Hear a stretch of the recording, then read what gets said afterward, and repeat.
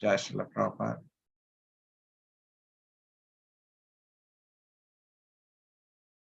Let's offer prayers to Prabhupada before we get into these verses.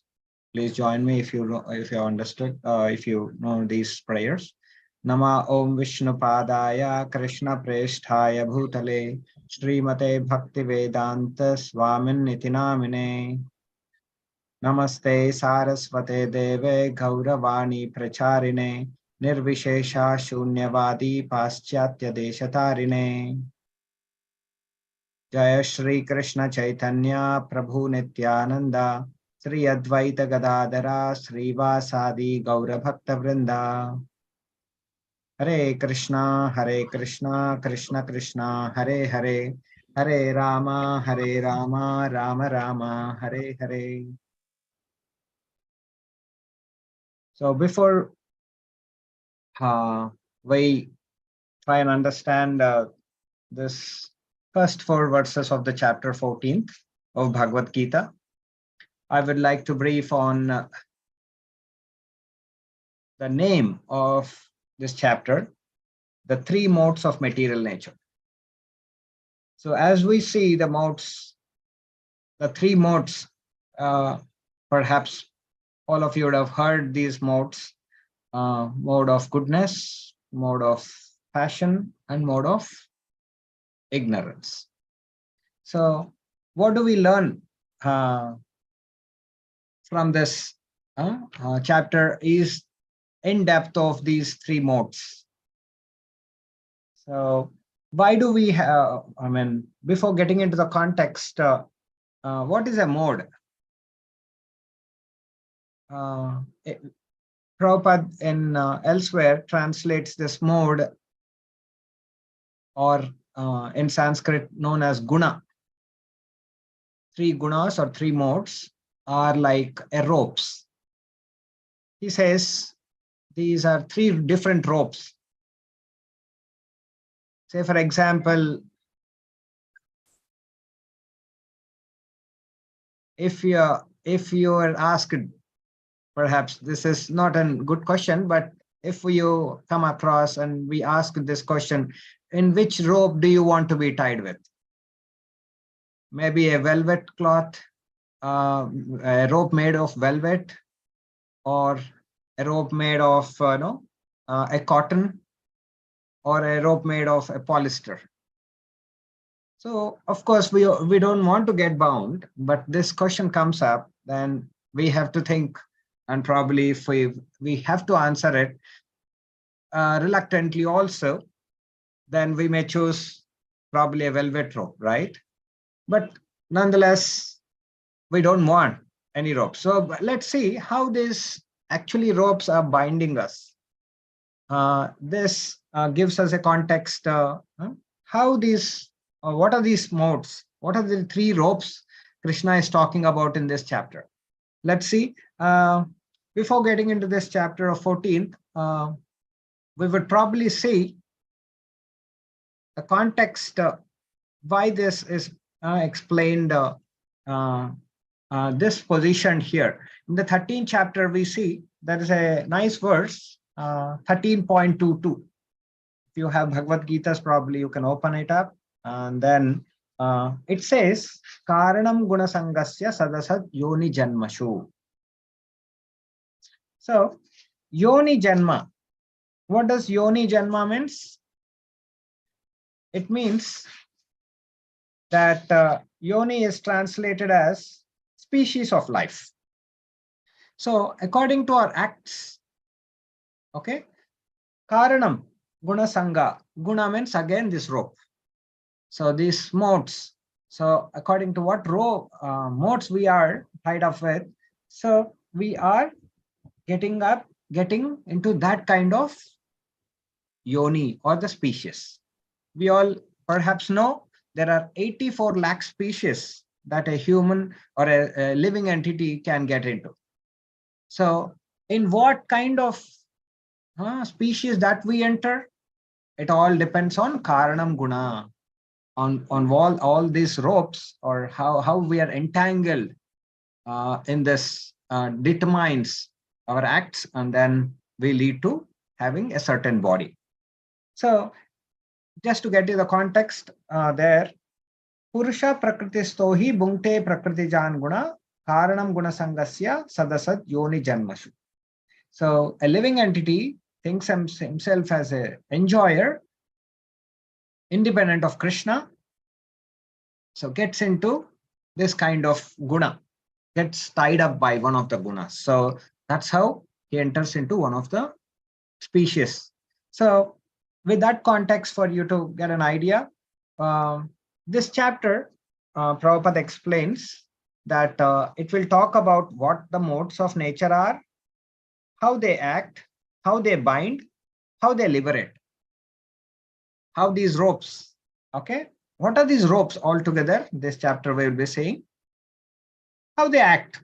So in which rope no, are we getting tied up? And how do they bind? How do they bind means in for what one gets bind up with? Say, for example, probably if somebody wants to give some examples, like in what way are you bound with now? Any examples that you can throw it? Say, I can give one or two examples for you to add on. Children we're bound with what? Some toys, right? Probably they are bound with some cartoon network videos, isn't it? So these we see. These are very subtle ropes. May not be a polyester or a cotton or a a velvet rope. No, but these are subtle ropes, right? So people get used to in different ages. A teenage, probably they are bound with opposite sex, and later on somebody is bound with their properties. These are subtle bondage. So we will get to see how all these are getting influenced based on the age and based on the association they have. And Prabhupada's movement has, we are getting probably bound to Krishna consciousness. So it's a kind of releasing, we can say, cutting the ropes, just to give an idea. So we will deep dive into some of these aspects that we will be seeing. So let's get into the first sloka, as we got the context of what these gunas are, and a little about how they work, how they influence different ages of what, with some examples. If somebody wants to add one or two example, may I add now? Fine. Let's go to the first shloka, how Krishna begins this chapter.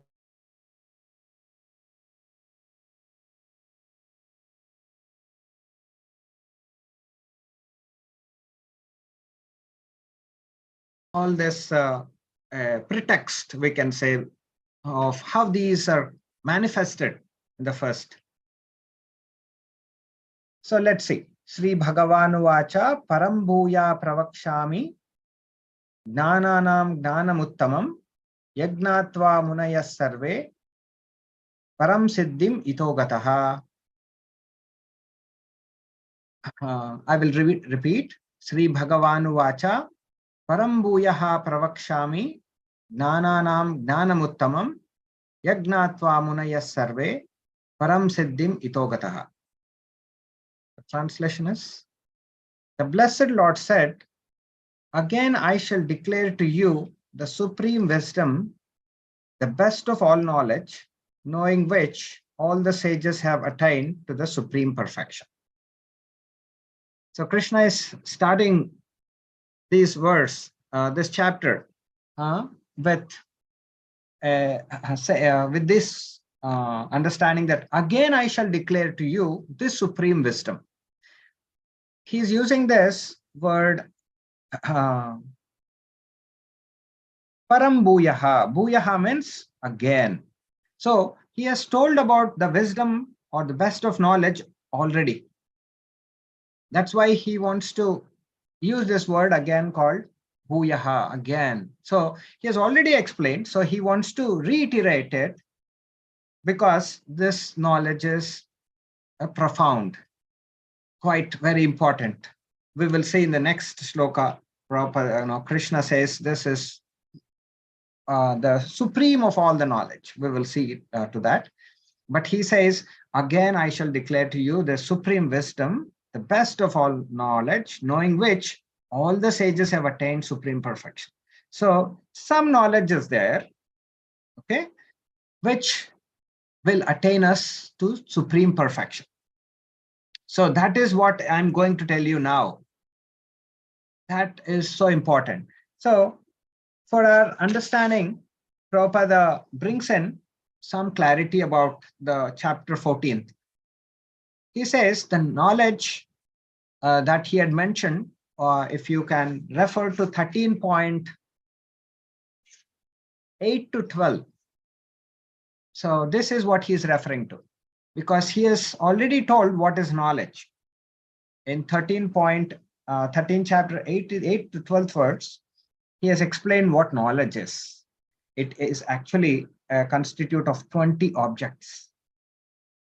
Knowledge, generally people think what knowledge is about, maybe aeronautical knowledge or a scientific knowledge or a geographical knowledge. People have that kind of understanding of knowledge. But Krishna here is talking about knowledge of something which is beyond the general aspects. So here he starts with humility.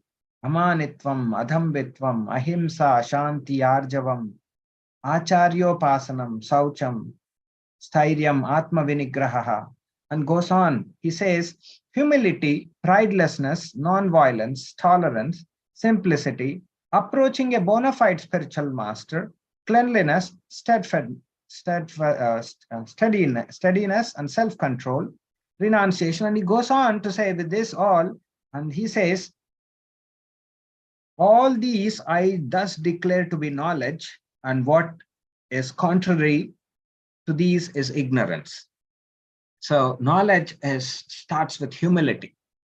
Humility, generally people think otherwise, but the humility here is to understand our position, our state of mind, our state of existence. If somebody in true context understands with this humility, then he is in the true knowledge. So that's what Krishna here reinforces and says, again, I shall declare to you this supreme knowledge, the best of knowledge, knowing which the sages have attained. So their acharyopasanam is one of the knowledge. So how we have to approach a spiritual master. That's one of the knowledge acquiring, knowledge aspects. So here we will see Krishna is reinforcing that once we approach them, then what are we blessed with? Attain the supreme perfection. So let's see some aspects. What is the result of understanding this chapter? Krishna says, if one understands this chapter through the process of philosophical speculation, he'll come to an understanding of devotional service. When we have that humility and understand the existence of all this knowledge, then it will lead us to devotional service. Devotional service is, we know there are 9 kinds of devotional service. So one comes to that point: Shravanam, Kirtanam, Smaranam, Padasevanam. So these are the processes of devotion. So somebody understands this chapter. So Krishna is saying, this knowledge I'm going to tell you, which I've already told, just follow. If somebody understands this, they will come to devotional service. What was revealed in chapter 7 to 12? Lord Krishna in detail reveals the absolute truth as Supreme Lord. So Krishna, if you have to divide understand in detail, Bhagavad Gita can be made into understood in 3 sections. First section is 1 to 6 chapter called Karma Yoga. Then the second section is Bhakti Yoga, 7 to 12, and 13 to 18 is called Jnana Yoga. This Jnana, well, this especially this 13 to 18 chapters, well, is about Jnana of devotional service. 7 to 12 will keep us understanding who we are and all that, but how we are entangled in this material world, all that intricacies, 13th and 14th, the 15 chapters, very nicely explains, and how we have to extricate what are these gunas, what are these ropes, all that will be evolving. Why this knowledge is proclaimed as superior by the Lord. In chapter 13th, it was explained by humbly developing the knowledge may possibly be freed from material entanglement. By understanding this knowledge, various great sages attain perfection and transfer to the spiritual world. That's what we said. Once we know how we have to extricate, so this knowledge or this modes of nature, how they work, make you understand how to get out of this and get out and go to the spiritual world where we are from. The Lord now explains the same knowledge in a better way. This knowledge is far, far superior than the other processes of knowledge thus far explained. So even though so much knowledge has been given, this knowledge of extricating is given more importance, and that will make us attain the perfection. One can understand this chapter 14. One who understands this chapter 14 will attain perfection. So we will see further. Okay, we'll skip this. There's a small story which talks about a small boy. We can see he has written something on the car, "Love you, Dad," right? So that was a new car that his dad had purchased, and out of love, this boy was scratching with a stone. The father probably did not see what he was writing. He came, he was attached to the car so much, since all the more it was new, so he started beating onto the fingers of the boy who had tried to scratch. Then since he was a small boy, and then anger was overpowered, and the father beat him so much so that the boy lost his fingers. And later on, he comes and realizes that the boy has written, "Love you, Dad." So then he realizes what a great mistake he had done. He was so much attached to the car than real personality. His son was overpowered by his anger. So here, if you can correlate with the modes, have a mode of anger. It's called Rajoguna. It is driven by, anger is generally driven by Rajoguna and Tamoguna. The rope of, we can say, polyester, which is a little so comfortable, we can say like that. So somebody gets overpowered, then he may do something haphazardly and may repent later on. So just to give you an idea how these modes work and why, how much it is important for us to come out of these modes, and how much is this knowledge important for us to delineate and practice them, will be found in this chapter. So let's see how Krishna wants us to come out of this modes that we are in. We will see the second shloka. Hope you're all with me now. If you have any questions, probably you may ask. There's nothing that in the end only we can ask questions, but you can ask if you have any question on the first shloka. I hope none. So we will see the second shloka. Krishna says, "Idam gnanam upashritya mama sadharmyam agata sargepi nopajayante pralayena vyatanti cha. I repeat. Idam gnanam upashritya mama sadharmyam agata sargepi nopajayante pralayena vyatanti cha. What is he saying? By becoming fixed in this knowledge, one can attain to the transcendental nature, which is like my own nature. Thus established, one is not born at the time of creation, nor disturbed at the time of dissolution.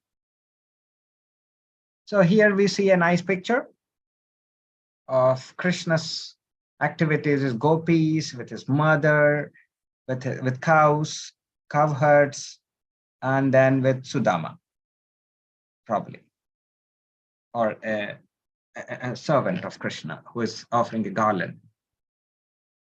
So Krishna is saying, by becoming fixed in this knowledge, one can attain to the transcendental nature. All these activities, what we see in this picture, are transcendental activities. And they are done in transcendental nature. When we say nature, each one of us do have some nature, isn't it? We probably sometimes say, oh, he's little rude by nature, or he is very shrewd by nature, or probably he is quite humorous, or probably what are the other natures we can generally present a person or explain a person with? What are the general natures that people say is maybe he is workaholic, his nature, he wants to work more, or a person is very helpful, his nature, he's kind by nature, we say this. So Krishna here is saying, by becoming fixed in this knowledge, the one that will be explained now about the modes, one can attain the transcendental nature of his own. Lord has his own nature, isn't it? Each one of us have some nature, and Lord is a personality, and he does have his nature. So his nature we can see from this picture. Very gladly people, all the devotees enjoy with him, and he is very kind. He's a kind father. That's what this first 4 verses are named as. Is the Supreme Father. So we will see. What is this nature? Prabhupada explains what is his nature in the and what is the transcendental knowledge brings us to that nature. In the material world, whatever knowledge we get is contaminated by the 3 modes of nature, but knowledge which is not contaminated modes of nature is the transcendental knowledge. So the nature that Krishna has, his own nature, is not contaminated by these modes. These modes are like ropes, subtle ropes, which influences only the conditioned souls who are existing in this world, but not those who are in the spiritual world. The spiritual world is free from these material modes. Lack of this knowledge of spiritual sky, people don't have this knowledge that they think liberation means that becoming one with Lord or losing identity. All this they think, but no. If somebody understands and gets freed from or extricates from these modes, they are transferred to the spiritual world soon after this life. Once they become situated in this knowledge and practice Krishna conscious. So Satchitananda form activities are all spiritual in nature. Those in the spiritual world, activities are spiritual in nature, or transcendental nature. Unlike the activities or form, or all this are material in the one that we are in. Benefits of such qualities, he is not affected by creation and destruction of material. We all know this world has to see the phases of Srishti, Sthiti, Laya. creation, maintenance, and destruction. So unlike the other world, which isn't having these states of Srishti, it is everlasting, ever blissful. So that is the knowledge we get. Where are we heading towards? After we get to understand this knowledge, we are heading towards the supreme goal. So these are the results of perfect knowledge. One acquires qualitative equality with the Supreme Lord, becomes free from the repetition of birth and death. One does not lose his identity as an individual soul, and even after liberation. So one must not think that once we go to spiritual world, we become one with Lord or we lose our identity. No, we do serve him, as we saw in the previous slides. Krishna is being served in the transcendental nature by gopis, by cows, by different menial services or whatever. And everything is transcendental there. There's nothing called menial or superior service there. Everything is transcendental. So that's the nature, and everlastingly and with different forms, people and identity, people do serve them. That's the perfection of acquiring transcendental. Okay, let's see. Okay, now we see the third verse, what Krishna is further telling. First two verses he told this is very important knowledge, and then he said second verse he told, once you understand this knowledge, they will come back to me or they will attain my nature. And in the third verse, what is he saying? Let's see. Mama yonir mahad brahma tasmin garbham dadamyaham sambhavaha sarva bhutanam tato bhavati bharata. I read it again. Mama yonir mahad brahma tasmin garbham dadamyaham sambhavaha sarva bhutanam tato bhavati bharata. What does it mean?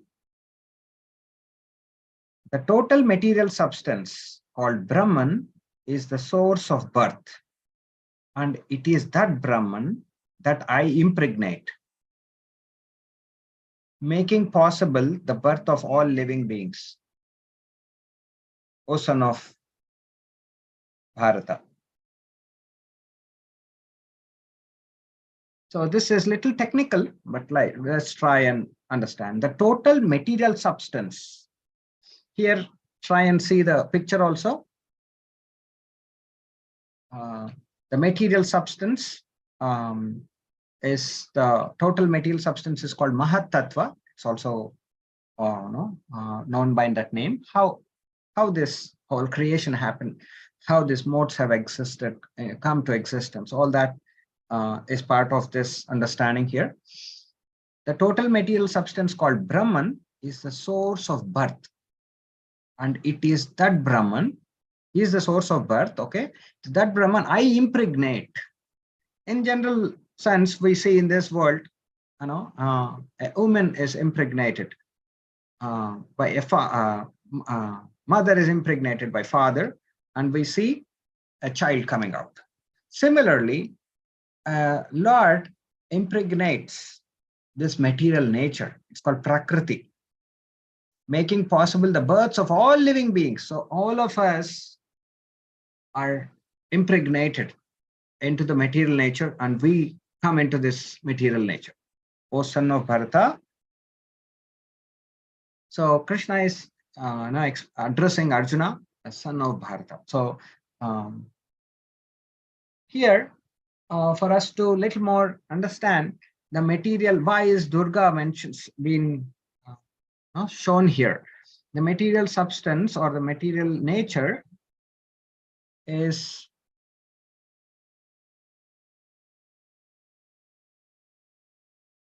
this nature is this whole material cosmic is under the control of Durga Devi.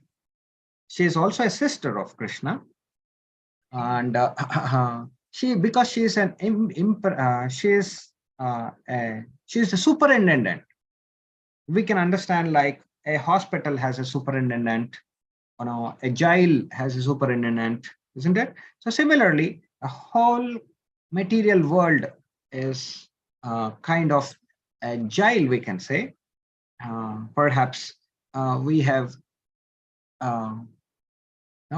derided the orders of Lord. So unfortunately, we are here.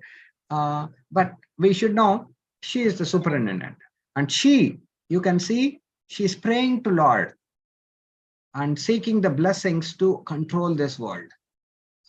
Because even a agile superintendent, he needs a lot of facilities from the government authorities so that he can run or do his job.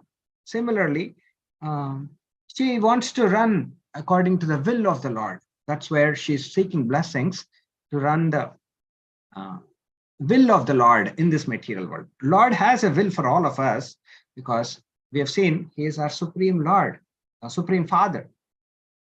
Isn't it true that Father always looks forward for his son's betterment? Nevertheless, sometimes the son may not otherwise see over, but Father has a soft corner, even though he isn't behaving well or like that. So let's see some learnings from this. This verse explains the world as everything that takes place is due to the combination of kshetra and kshetragna. So little technical, we'll try and understand. What's it kshetra?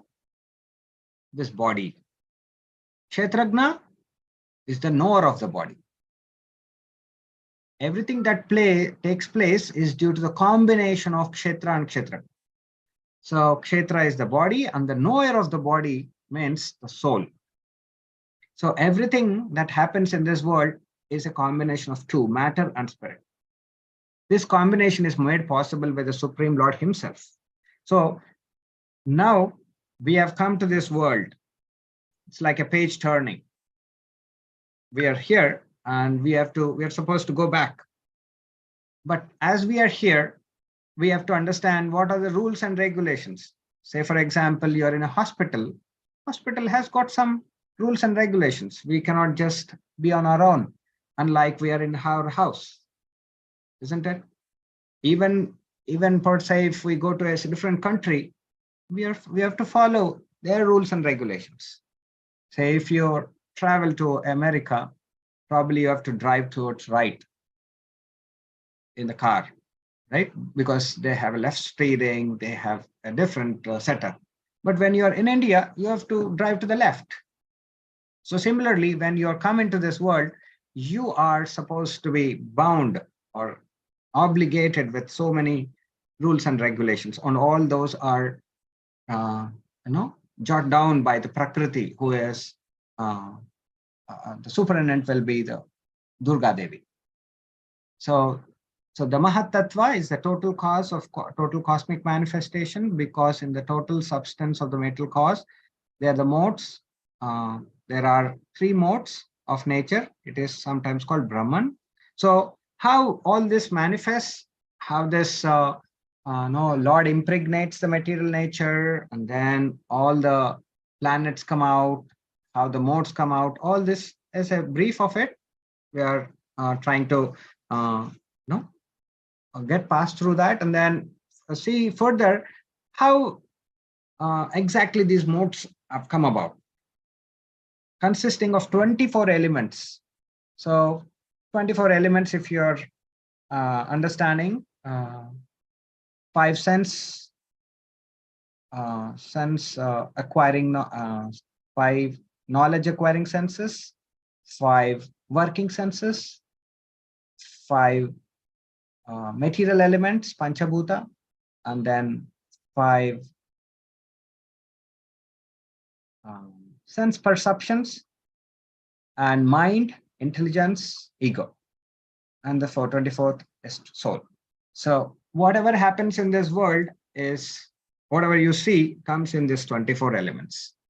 So we will probably see those verses in the other chapters. What are these elements that we are dealing with, and how we are entangled or entrapped. The soul is entrapped.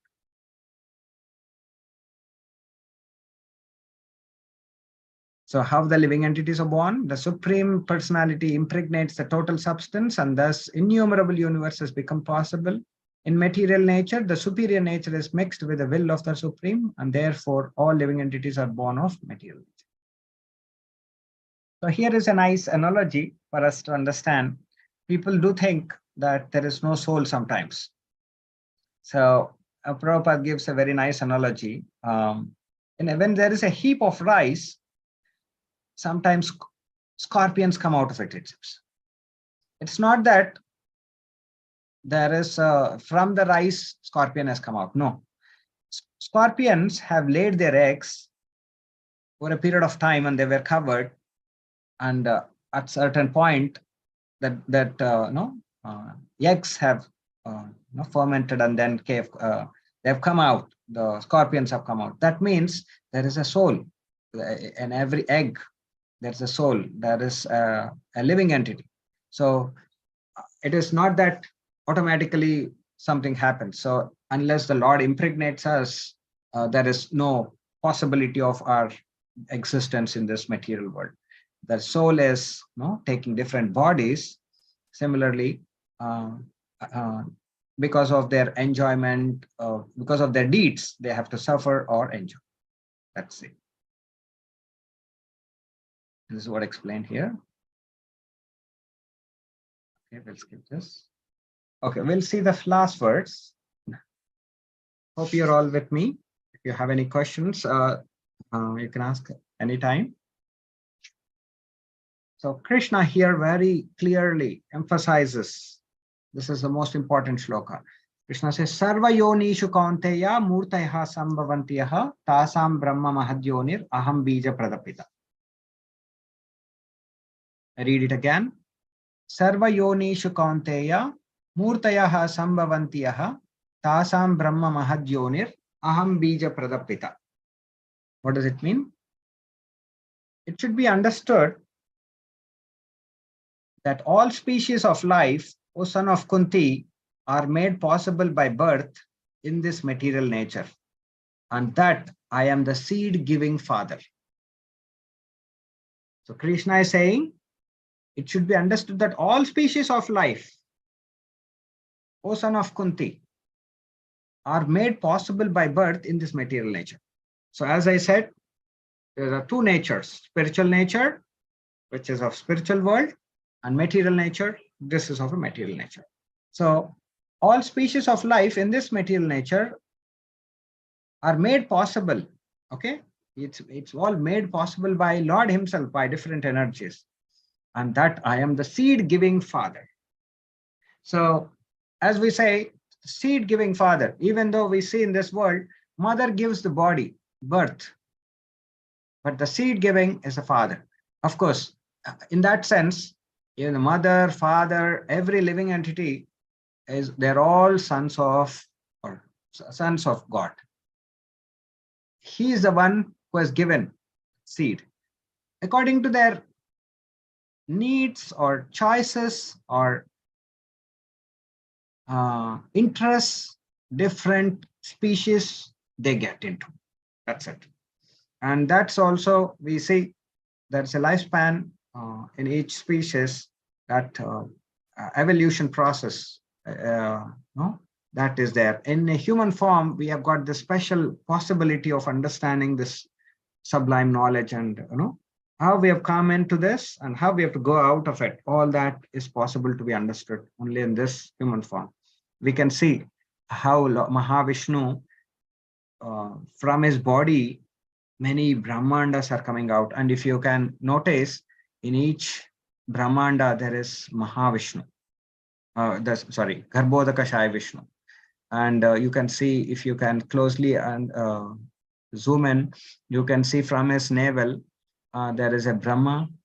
Onto the lotus feet is Lakshmi Devi, and he is lying on Ananta, on a snake bed. So that's how in each Brahmanda, and then each in those Brahmandas, we are all there in that, the navel, from the navel tube that comes out, that stem. in that stem, all these 14 planetary systems are there. That in one of that we are here. So we are so a small, tiny living entity compared to the Supreme Lord. So he is our father. We may blame our father, mother, or so much, but he is the Supreme Father. That's what this sloka says. What do we understand from this? Living entities are seen everywhere on all the planets, on earth, even in the water and fire, even in the highest planet, even Brahma is situated. All these appearances are due to the mother material nature, and Krishna is the seed giving father. It doesn't matter in which body you are in which species are you in.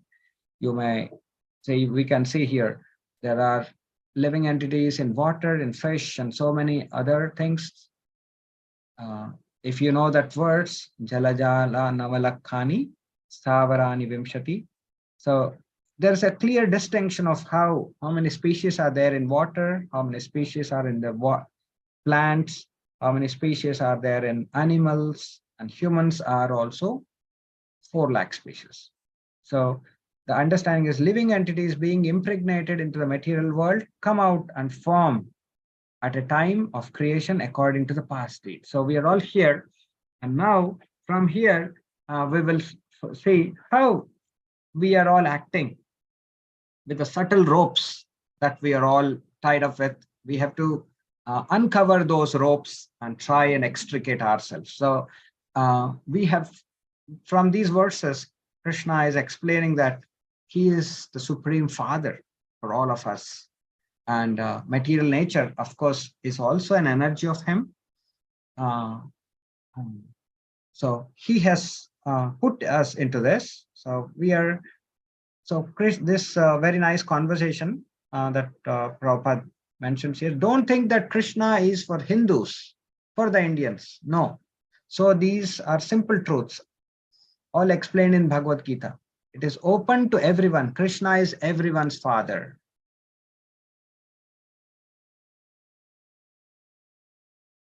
You may take Krishna Indian God or Krishna Indian or Hindu, but Krishna says that Sarva Yonishu Kaunteya, in all forms of life, in all species of life, whoever he may be, I am the seed giving father. So don't think that Krishna is for the Hindus or for the Hindus or for human beings. No, Krishna is for everyone. Otherwise, how he is God?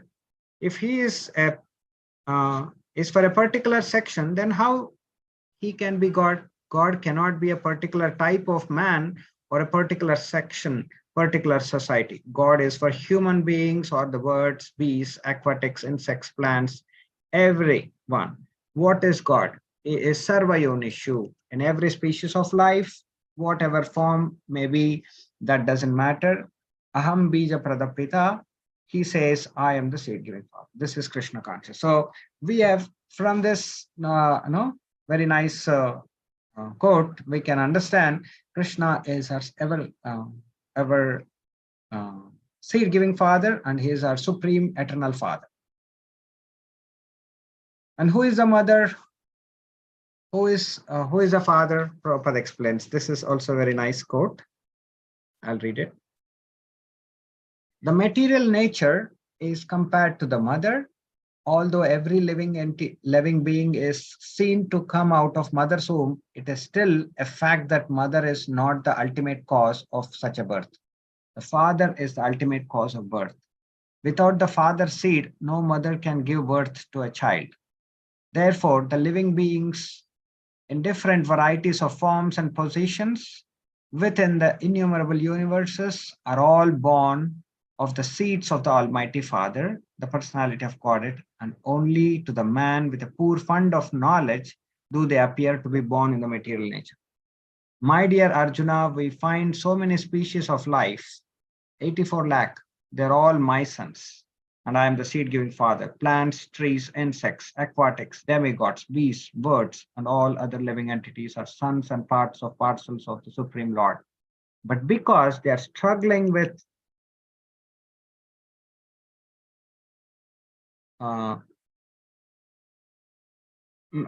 mentalities, they have been given different types of bodies thus they have become sons of Prakriti, which is impregnated by the Supreme Lord. So there are many quotes which clearly says how Krishna is the Supreme Father.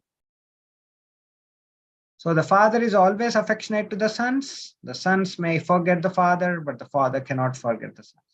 So Krishna comes here out of his love for us to deliver us and give us the right path.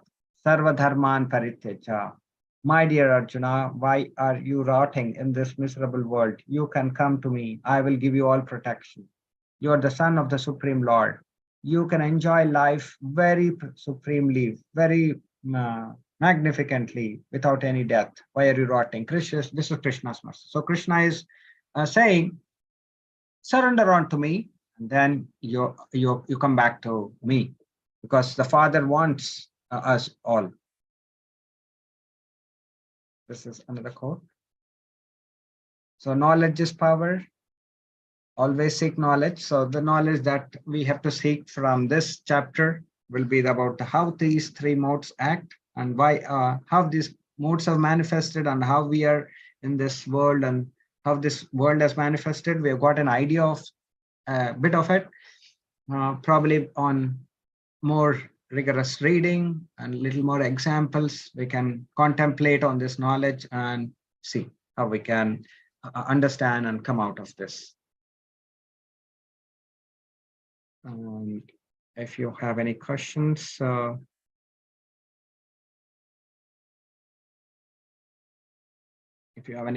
I can take one or two.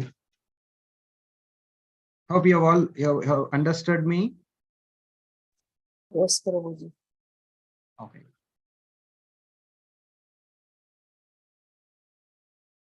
Okay, then we'll stop here. Thanks for all of you joining me. Hare Krishna. Jai Srila Prabhupada. Hare Krishna. Jai Srila Prabhupada. Prabhu, Hare Krishna. Hare Krishna.